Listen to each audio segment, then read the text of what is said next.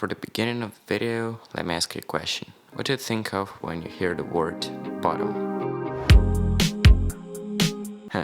No, not the sea bottom, I mean the life bottom, a man's lowest points. You probably imagine something dark, maybe disgusting and gross. In other words, hopelessness. Well, if that's actually what you thought of, then let me tell you that you're looking at things like basically 95% of Earth's population, and unfortunately, that's not the mentality that you might need to achieve what you want in life. So in today's video, I'm going to try to help you with that and show why bad isn't actually that bad. Let's go.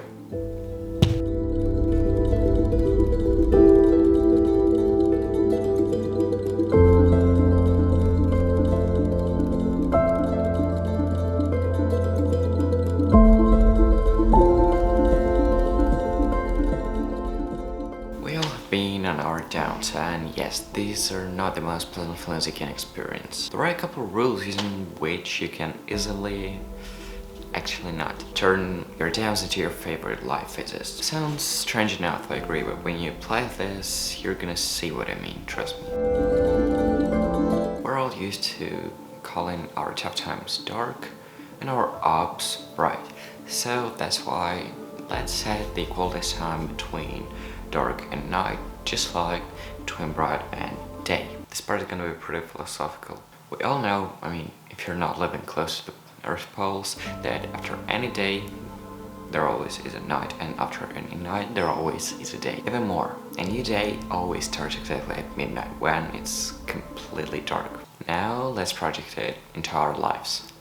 Yes, our darkest times are actually very hard to push through, but these are exactly the times when the new beginnings are supposed to be born. Here is my own example from my life.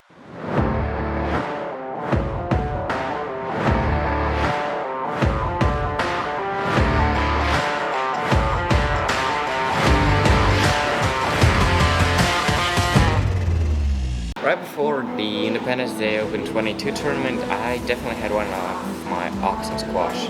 I was pretty confident about my success in the tournament. After winning the first match, 3 games to love,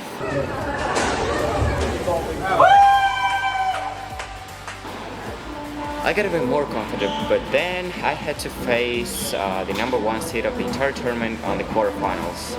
Of course I lost the game, even though it was pretty close. I took 1 game from him, but could not win the match. And after that, I lost to my all-time opponent on squash. It was one of the most intense matches of the entire tournament, and yes, I lost it in 5 games. After that, a strong questioning period took its place. I was highly doubting and in need in continuing doing the sport.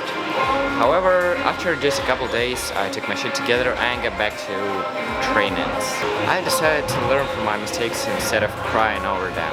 And now, I'm quite higher on the level, way less emotional during the plays, so I'm glad that I didn't give up back then. There are really many examples like this in my life with arts, sports that I'm into, and with motivation and dedication in general. The point of all this is to firstly not give up, because there always is a day even after the darkest of nights, and secondly learning from your mistakes, doing takeaways, so a new day starts at night.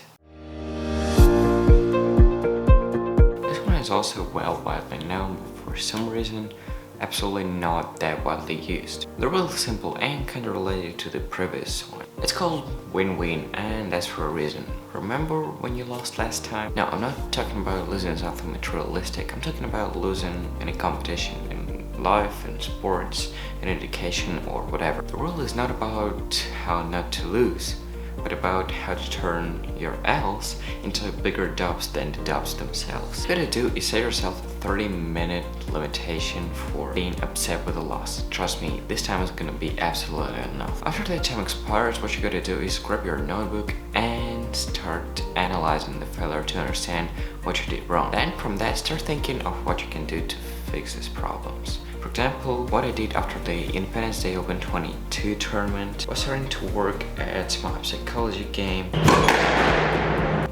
and and also improving my leg muscles endurance, because that's exactly what I felt I was lacking during the tournament. Learning from our mistakes is one of the most crucial skills that you're gonna need in your life to become at least something. It basically consists of 3 steps: understanding what the mistake is, doing the right takeaways, and then turning those takeaways into action to fix the mistakes that you've analyzed. This is a formula that is going to turn your losses into lessons from which you're going to take away way more than from winning itself. That's why it's called win-win. If you win, yeah, you're a winner. Congratulations. But if you lose, you win experience and knowledge that you're going to need in the future to win it next time.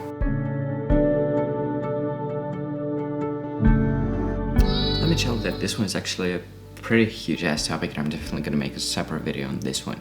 But now, let's take just a brief look at it. Yes, IDGAF means I don't give a f***. This is the phrase that I use during my downs to basically distract my brain from the setting of that night period.